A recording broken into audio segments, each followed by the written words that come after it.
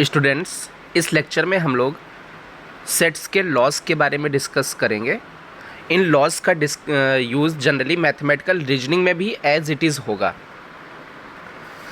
देखिए, first law का discussion करते हैं हम लोग। कहते हैं आइडेम्पोटेंट लॉ। ओके, तो आइडेम्पोटेंट लॉ में क्या होता है, कहते हैं कि जैसे इधर भी ये ए सेट है और ये ए सेट है, इनका यूनियन ले, तो ए का यूनियन ए से लिखें तो कहते हैं कि भाई यार सेम सेट का यूनियन लेना है तो वो तो सेम ही आ जाएगा। सिमिलरली ए का इंटरसेक्शन करें ए सेट से तो इन दोनों में कॉमन भी तो ए सेट ही होगा। ओके, तो ये एज अ आइडेम्पोटेंट लॉ याद रखना कि ए का यूनियन करें ए से तो ए सेट आएगा, ए का इंटरसेक्शन करें ए से तो ए सेट आएगा। चलिए सेकेंड लॉ का डिस्कशन करते हैं, आइडेंटिटी लॉ। ओके, अब आइडेंटिटी लॉ में क्या होता है कि जैसे मान लीजिए ये ए सेट है, अब इसका मान लीजिए यूनियन करना है और किस सेट के साथ हम लोग यूनियन करें कि वो वही सेट आ जाए।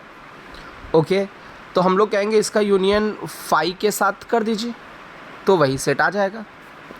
ओके, तो यहाँ पर ये आइडेंटिटी लॉ है कि ए का हमने यूनियन लिया किसी दूसरे सेट के साथ तो वही ए सेट आ गया। तो यहाँ पर ये जो फाई है ये आइडेंटिटी एलिमेंट कहलाएगा, आइडेंटिटी एलिमेंट कहलाएगा। ओके,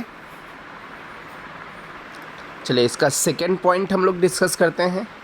कहते हैं कि फाई का किसके साथ इंटरसेक्शन ले कि वो फाई ही आ जाए। हम कहते हैं फाई में तो कोई एलिमेंट ही नहीं होता है, ठीक है, तो यहाँ पर कोई भी सेट लिख दें, कोई भी ए का मतलब यहाँ पर कोई भी सेट होता है। ये तो फाई के साथ इंटरसेक्शन कराओगे तो वो फाई सेट ही आएगा। ओके, तो यहाँ पर फाई का आंसर यहाँ पर फाई ही आ रहा है, यहाँ पर ए हमारा आइडेंटिटी एलिमेंट हो जाएगा। थर्ड लॉ देखते हैं। कहते हैं यूनिवर्सल सेट का यूनियन ले लें कि यूनिवर्सल सेट आ जाए। तो यार यूनिवर्सल सेट का किसी भी सेट के साथ यूनियन ले वो तो यूनिवर्सल ही सेट आता है। तो यूनिवर्सल सेट का यहाँ पर यूनिवर्सल सेट आ रहा है तो यूनिवर्सल का किसके साथ यूनियन किया गया, ए के साथ, तो जिसके साथ किया गया उसको हम लोग आइडेंटिटी एलिमेंट बोलेंगे। ओके, फोर्थ पॉइंट का डिस्कशन करते हैं। कहते हैं ए का इंटरसेक्शन कराना है, ठीक है, कि ये ए आ जाए, तो ए का ए के साथ इंटरसेक्शन कराते हैं तो ए आ जाता है। यदि कहे कि ए का यूनिवर्सल सेट के साथ भी करा दें इंटरसेक्शन तो ए में जितने एलिमेंट होंगे वही तो एलिमेंट उसमें यूनिवर्सल सेट में वो सारे एलिमेंट होंगे। इट मीन्स इनका इंटरसेक्शन क्या आ जाएगा, ए आ जाएगा। तो यहाँ पर ए का आंसर यहाँ पर ए आ रहा है तो आइडेंटिटी एलिमेंट कौन हो जाएगा, यूनिवर्सल सेट हो जाएगा। ओके, तो आपको ये लॉज याद रखने कि ए का यूनियन ले हम लोग फाई के साथ तो वो ए आ जाएगा। ओके, ऑब्वियस है कि फाई में तो कोई एलिमेंट होता ही नहीं तो वो तो सारा का सारा सेट ए के हिसाब से ही आएगा। ए का इंटरसेक्शन ले फाई के साथ तो इसका मतलब होता है कॉमन लेना, तो फाई में कोई है नहीं इसलिए कॉमन भी कोई आएगा नहीं। ओके, जैसे ए का यूनियन ले यूनिवर्सल सेट के साथ तो यूनियन का मतलब जैसे यूनिवर्सल सेट हमने लिख दिया तो इसमें पूरा का पूरा ए भी आ गया। ओके, तो यूनियन का मतलब होता है कि इस सेट के भी सारे एलिमेंट आ जाएं और इस सेट की तो यूनिवर्सल लिखते ही ए के भी सारे एलिमेंट आ गए।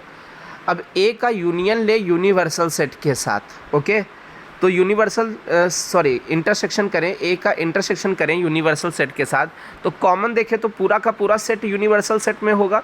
ओके, इसलिए ये ए ही आ जाएगा। चले कॉम्यूटेटिव लॉ की बात करते हैं। एक एग्जांपल लेते हैं, जैसे ए सेट ले लिया 1 2, ओके, बी सेट ले लिया 2 3। अभी बोले कि ए यूनियन बी बताना है, ए यूनियन बी बताओ। इसका मतलब ए के भी सारे एलिमेंट लिखने और बी के भी।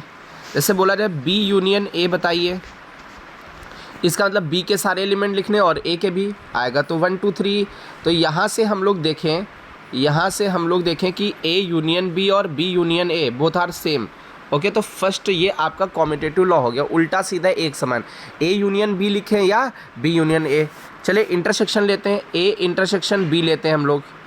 तो इंटरसेक्शन का मतलब होता है कॉमन एलिमेंट, तो ए और बी में कॉमन कौन है, 2 है।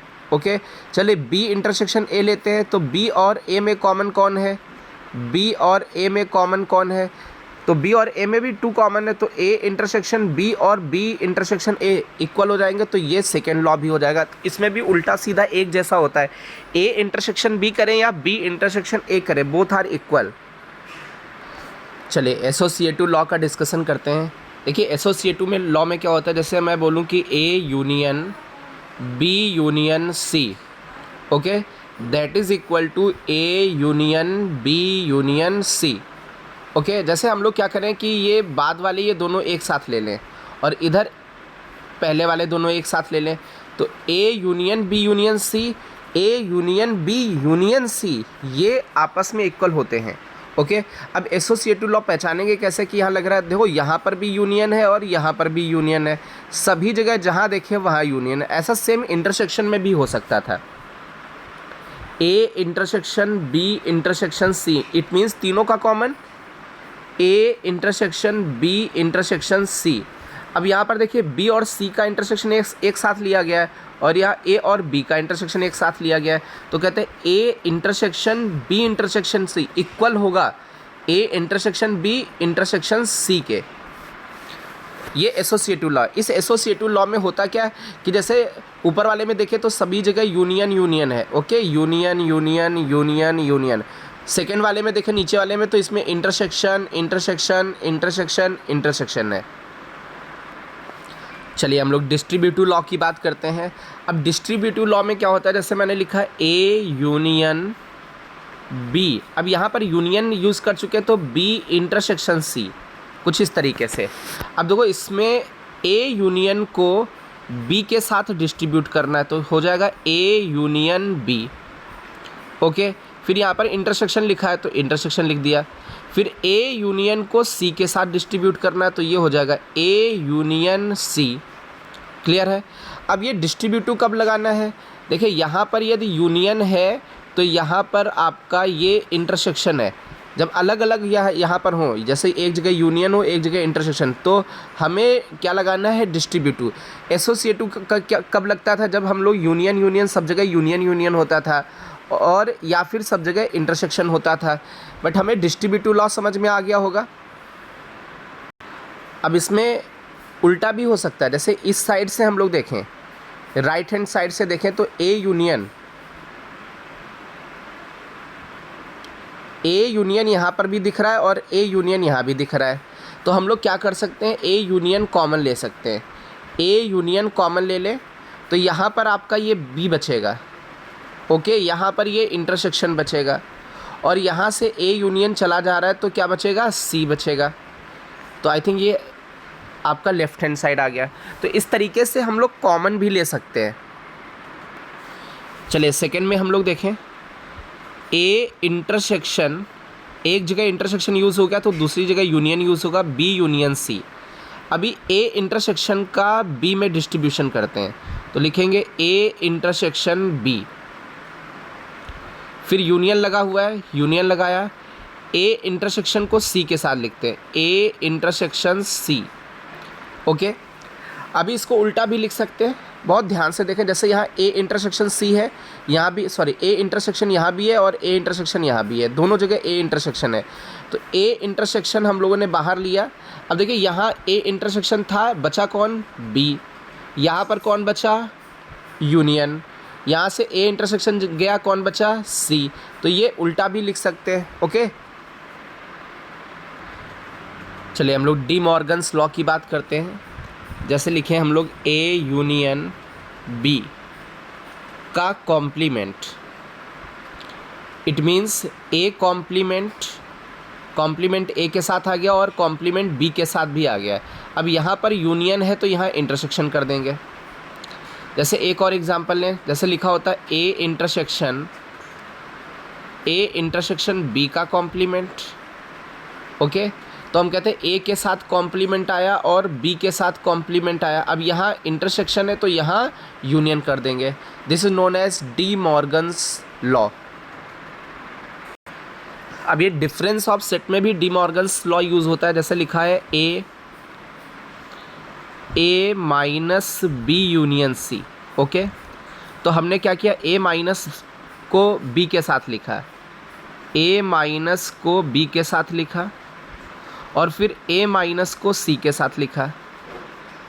ओके, अभी यहाँ पर ये यूनियन था तो यहाँ पर हम लोगों को इंटरसेक्शन करना पड़ेगा।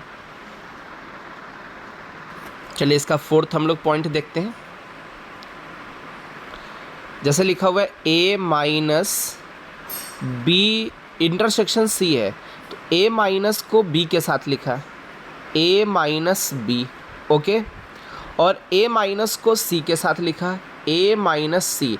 अब बहुत ध्यान से देखें भाई, जैसे यहाँ पर ये इंटरसेक्शन लिखा है तो यहाँ पर हमें यूनियन लगाना पड़ेगा। चलिए हम लोग इन प्रॉपर्टीज़ का डिस्कशन करते हैं। इसमें देखिए पी ए लिखा है और पी बी लिखा है इन प्रॉपर्टीज़ में। तो पी ए का मतलब है पावर सेट ऑफ ए और पी बी का मतलब है पावर सेट ऑफ बी। जैसे हम लोग एक ए सेट ले लेते हैं, ए सेट में हमने लिया 1। ओके, तो अभी हम लोग इसमें बात करें कि इसका जो पावर सेट होगा, पावर सेट ऑफ ए, तो जनरली वो क्या होगा, सेट ऑफ ऑल सबसेट्स, एक तो फाई और एक इटसेल्फ। ओके, जैसे हम बात करें कि एक हमने सेट लिया बी, बी सेट में हमारे पास 1 2 एलिमेंट है। ओके, तो इसका पावर सेट लिखने की कोशिश करें तो पावर सेट में आपके 4 एलिमेंट्स आ जाएंगे। First element 5, then 1, then 2, then itself 1 2। Okay, अभी हम लोग बात करें कि हमें P A intersection P B निकालना है।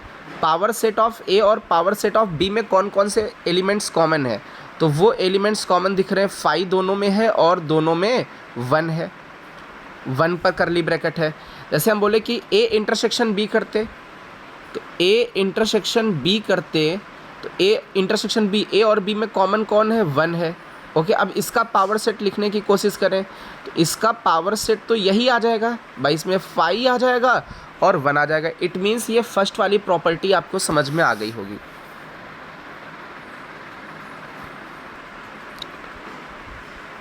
सिमिलरली आपकी सेकेंड प्रॉपर्टी कहते हैं पावर सेट ऑफ ए निकालें, पावर सेट ऑफ बी निकालें और यदि उनका यूनियन लेते हैं तो सबसेट और इक्वल टू होगा power set of A union B के। तो जैसे अभी एबव वाली प्रॉपर्टी को प्रूफ किया था वैसे ही एग्जांपल लेकर के आप सेकेंड वाली प्रॉपर्टी को प्रूफ कर सकते हो। ओके, चलिए कॉम्प्लीमेंट लॉज की बात करते हैं। तो कॉम्प्लीमेंट लॉज में वी नो दैट किसी सेट के कॉम्प्लीमेंट का भी कॉम्प्लीमेंट कर दें तो वो वही सेट आ जाता है। ओके, ए का और ए कॉम्प्लीमेंट का इंटरसेक्शन निकालें तो ये तो अंडरस्टूड है कि भाई ए में जो एलिमेंट है वो एलिमेंट ए कॉम्प्लीमेंट में नहीं है, तो इनका जो कॉमन आएगा वो 5 आ जाएगा। अभी जैसे एक ए सेट है और एक ए कॉम्प्लीमेंट है, इनका यूनियन ले। ओके, तो देखिए ए में जो एलिमेंट थे और ए कॉम्प्लीमेंट में दोनों का यूनियन लेते हैं तो ए का पूरा सर्कल आ जाएगा और फिर ए कॉम्प्लीमेंट उसके बाहर वाला, मतलब ये पूरा का पूरा यूनिवर्सल सेट कहलाता है कि ए वाले भी ले लो और जो ए में नहीं है उनको भी ले लो, मतलब सभी को ले लिया तो यूनिवर्सल सेट कहला गया। ठीक है, ऐसे कहें कि 5 का कॉम्प्लीमेंट, तो 5 का मतलब कुछ नहीं तो उसका कॉम्प्लीमेंट यूनिवर्सल सेट। जैसे बोला जाए यूनिवर्सल सेट का कॉम्प्लीमेंट, तो यूनिवर्सल में तो सब कुछ था, उसका कॉम्प्लीमेंट मतलब कुछ नहीं, मतलब 5। तो इन प्रॉपर्टीज़ में 2 प्रॉपर्टीज़ और ये आपकी ऐड हो जाएंगी, ये प्रॉपर्टीज़ 5 का कॉम्प्लीमेंट और यूनिवर्सल का कॉम्प्लीमेंट। चलिए हम लोग फर्स्ट प्रॉपर्टी का डिस्कशन करते हैं। जैसे लिखा है A union B, it means 100% A union B में तो ए के सारे एलिमेंट होंगे। इट मीन्स जो ए सेट है, ए सेट इसका सबसेट होगा या इक्वल होगा। सिमिलरली बी सेट भी सबसेट और इक्वल होगा ए यूनियन बी, क्योंकि ए यूनियन बी में तो ए भी होता है और बी भी होता है। सिमिलरली बात करें जैसे ए इंटरसेक्शन बी, तो ए इंटरसेक्शन बी का मतलब इसमें वो एलिमेंट हैं जो ए और बी के कॉमन है, तो 100% ये सबसेट और इक्वल टू ए भी होगा और सबसेट और इक्वल टू बी भी होगा, क्योंकि ए इंटरसेक्शन बी का मतलब ही है कि वो एलिमेंट जो ए में भी हो और बी में भी, तो ये सबसेट ए और बी दोनों का होगा। अभी यहाँ पर एक ये प्रॉपर्टी और लिखी हुई है, जैसे ए माइनस बी करते हैं तो ए माइनस बी हमारा A minus B that is equal to A intersection B complement. इसका मीनिंग है ए है लेकिन बी नहीं है, तो ए लिया, इंटरसेक्शन बी नहीं लेना है, मतलब बी का कॉम्प्लीमेंट करना है। ओके, तो ये आपकी ये एक और प्रॉपर्टी हो गई। जैसे कभी भी ए माइनस बी सेट और बी माइनस ए सेट दोनों इक्वल आ जाएं तो हम बोल देंगे कि ए और बी सेट इक्वल होंगे। ओके, जैसे ये लिखा हुआ है। सिमिलरली ए यूनियन बी और ए इंटरसेक्शन बी इक्वल हो जाएं तो हम इन दोनों कंडीशंस में बोलते हैं कि A set equal to B set होगा। जैसे अब इन्हीं सेट का यूज़ करते हुए कुछ हम लोग क्वेश्चंस करते हैं। जैसे आपको क्वेश्चन दे दिया जाए ए यूनियन बी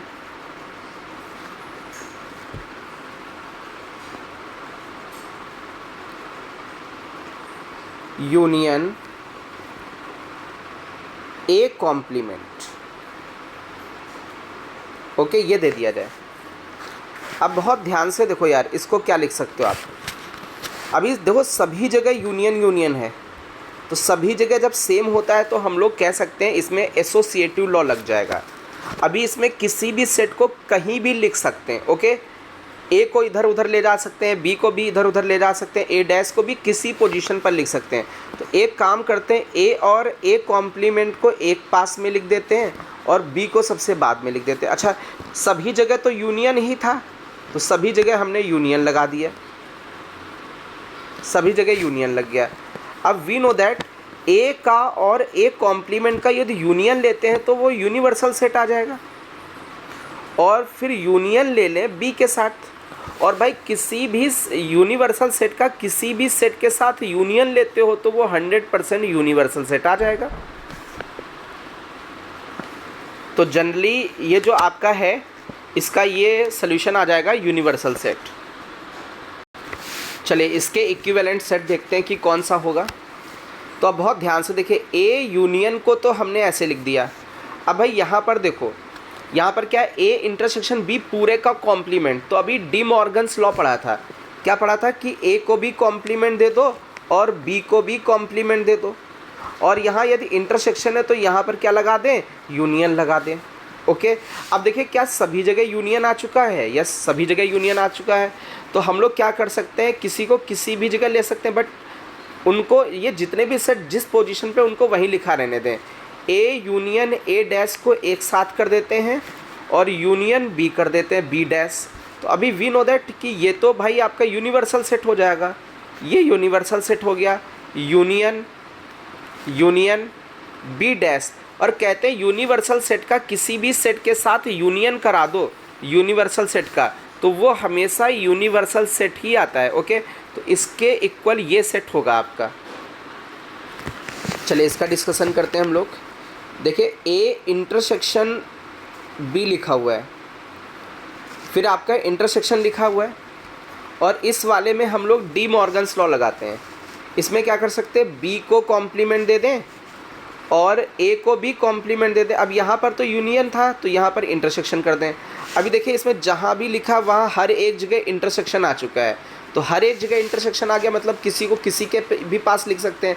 तो ए और ए कॉम्प्लीमेंट को एक साथ लिख दिया और बी कॉम्प्लीमेंट को एक पास लेके आ गए, और सभी जगह क्या था, इंटरसेक्शन का साइन था, सभी जगह इंटरसेक्शन का साइन था, तो सभी जगह इंटरसेक्शन लगा दिया।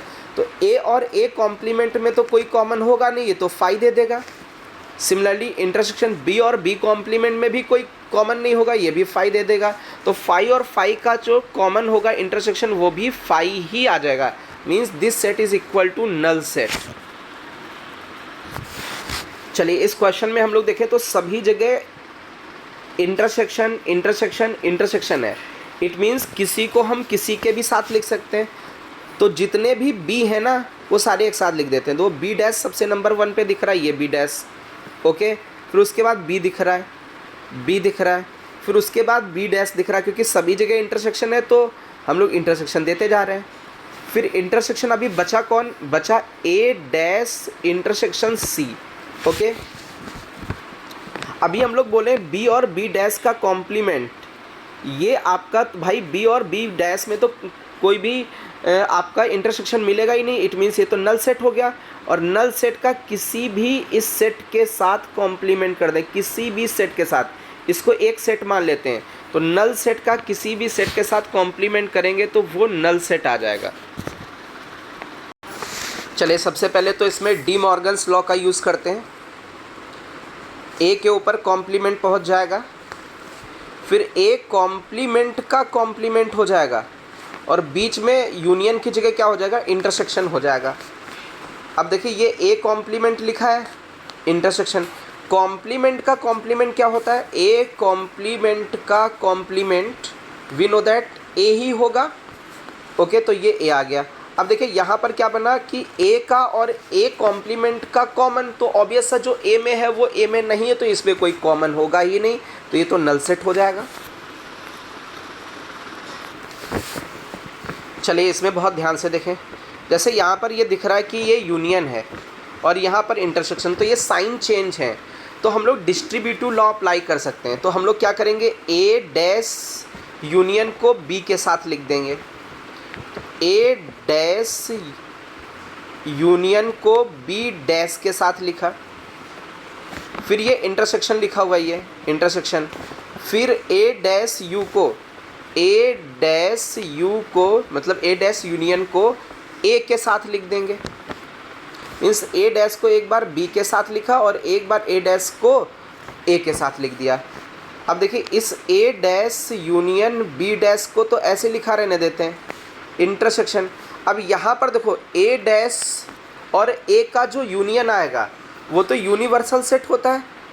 भाई ये कह रहे यूनियन ले लो, तो ए में जो है और ए डैश में वो ए में नहीं तो वो भी ले लिए, तो इसका मतलब यूनिवर्सल सेट हो गया। और यूनिवर्सल सेट का किसी भी दूसरे सेट के साथ कॉमन कराएं तो वो सेट आएगा ए डैश यूनियन बी डैश। भाई कभी भी यूनिवर्सल सेट का इंटरसेक्शन करें, हम लोग इंटरसेक्शन करें किसी भी सेट के साथ, मान लेते हैं हम लोग एक्स के साथ कर रहे हैं तो वो एक्स सेट ही आएगा, ये याद रखना है, ओके। तो हम लोगों ने यहाँ इंटरसेक्शन किया ए डैश यूनियन बी डैश का यूनिवर्सल के साथ, तो ए डैश यूनियन बी डैश आ गया। अब इसमें डी मॉर्गन्स लॉ लगा सकते हैं, ए इंटरसेक्शन बी का कॉम्प्लीमेंट हो जाएगा ये। चलिए हमें यहाँ पर प्रूफ करना है कि जो ए माइनस बी सेट है, A minus B set that is equal to B dash minus A dash set, okay. इसके बराबर प्रूफ करना है। तो सबसे पहले हम लोग मान लेते हैं लेफ़्ट हैंड साइड उठाते हैं, लेफ़्ट हैंड साइड ए माइनस बी। तो ए माइनस बी वाला लॉ हम लोग पहले भी देख चुके हैं कि ए है लेकिन बी नहीं है, तो इसको हम ऐसे लिख सकते हैं ए है इंटरसेक्शन बी नहीं है, मतलब बी का कॉम्प्लीमेंट। अब इसको हम लोग ऐसे भी लिख सकते हैं भाई कि बी कॉम्प्लीमेंट को पहले कर दें, इंटरसेक्शन ए को बाद में लिख दें, क्योंकि इसमें हम लोग ये कौन सा लॉ यूज़ कर रहे हैं, कॉम्यूटेटिव लॉ यूज़ कर सकते हैं कि ए इंटरसेक्शन बी होता है तो बी इंटरसेक्शन ए लिख सकते हैं। अब देखिए ये जो बी कॉम्प्लीमेंट, इसको तो ऐसे लिखा रहने देते हैं, इंटरसेक्शन ये जो ए है ना, इस ए को कॉम्प्लीमेंट का भी कॉम्प्लीमेंट कर दें। तो अभी ये क्वांटिटी देखें क्या लिखा है, इसका मतलब है यहाँ पर एक सेट मान लेते हैं बी डैश और इंटरसेक्शन है, यहाँ पर घटा दे रहे हैं क्या, कॉम्प्लीमेंट का कॉम्प्लीमेंट है, मतलब ए डैश को घटा दे रहे हैं। यही तो था कि जनरली हम लोग कहें कि जैसे इस तरीके से लिखा है, कोई भी सेट है X intersection Y complement, X intersection कुछ इस तरीके से आएगा, ए इंटरसेक्शन वाई का कॉम्प्लीमेंट, तो हम लोग इसको x माइनस वाई लिख सकते हैं। तो इसको हमने x माना बी डैश को, माइनस लिखा, अब यहाँ a डैश का भी कॉम्प्लीमेंट था तो माइनस a डैश लिख दिया, तो ये प्रूफ हो गया। चलिए अभी हम लोग इसमें देखते हैं कि ये किसके इक्वल होगा। तो अब भाई इसमें देखें तो पहले तो ए यूनियन बी लिखा हुआ है, फिर intersection A union B dash लिखा हुआ है। तो अभी बहुत ध्यान से देखें, ये ए यूनियन दिख रहा है इसमें भी और ए यूनियन दिख रहा है इसमें भी, तो अभी कॉमन मिलेगा, ए यूनियन कॉमन मिल गया। ओके, अब यहाँ पर क्या बचा, बी, और यहाँ पर क्या बचा, इंटरसेक्शन कॉमन लेना सिखाया था हमने डिस्ट्रीब्यूटिव लॉ में, और यहाँ पर क्या बचा, बी डैश। तो वी नो दैट बी और बी डैश का इंटरसेक्शन तो फाई होगा, और उसका यूनियन करना है ए के साथ। तो यूनियन करना तो 100% ये ए ही आ जाएगा, क्योंकि फाई में तो कोई एलिमेंट होता नहीं है। चले इसका हम लोग लेफ्ट हैंड साइड लेते हैं, इसको प्रूफ करना कि ये इक्वल है। ओके, इसको प्रूफ करना है। तो लेफ्ट हैंड साइड में ए माइनस बी को हम लोग क्या लिख सकते हैं, ए इंटरसेक्शन बी का कॉम्प्लीमेंट। ओके, अब देखिए इसको हम लोग y सेट मान लेते हैं और इसको x मान लेते हैं। तो x से y को सब्ट्रैक्ट करना है, तो क्या लिख सकते हैं, x की जगह a है इंटरसेक्शन, और ये जो y है ना ये सब्ट्रैक्ट हो रहा, तो इसका कॉम्प्लीमेंट, तो a इंटरसेक्शन b के कॉम्प्लीमेंट का कॉम्प्लीमेंट। अब इस वाले में हम लोग लगा सकते हैं डी मॉर्गन्स लॉ। तो a इंटरसेक्शन इसमें हो जाएगा a complement union B complement का कॉम्प्लीमेंट। ओके, बी कॉम्प्लीमेंट का कॉम्प्लीमेंट। तो अभी बहुत ध्यान से देखें, तो ये हो जाएगा A intersection A complement union B complement का कॉम्प्लीमेंट, तो बी हो जाएगा। ओके, तो अभी यहाँ पर ये दिख रहा है कि भाई ए इंटरसेक्शन आपका यहाँ पर इंटरसेक्शन है, तो यहाँ पर यूनियन है, तो ये डिस्ट्रीब्यूट हो जाएगा। ए इंटरसेक्शन को ए कॉम्प्लीमेंट के साथ लिखेंगे, यूनियन ए इंटरसेक्शन को बी के साथ भी लिखेंगे। अभी हम लोग यहाँ पर इंटरसेक्शन देखें ए और ए कॉम्प्लीमेंट का, तो ये तो फाई आएगा, और फाई का यूनियन करते हैं किसी भी ए इंटरसेक्शन बी के साथ, तो ये एक सेट हम लोग मान लेते हैं, ये एक सेट है। ओके, इस पूरे को एक सेट मान लेते हैं, और फाई के साथ यूनियन करोगे तो यही सेट आपका ए इंटरसेक्शन बी ही आ जाएगा। तो आई थिंक हम लोग ये देखें तो हमें यही प्रूफ करना था, स्टार्टिंग में देखें तो ए इंटरसेक्शन बी प्रूफ करना था। ओके, और यहाँ पर भी ए इंटरसेक्शन बी आ चुका है।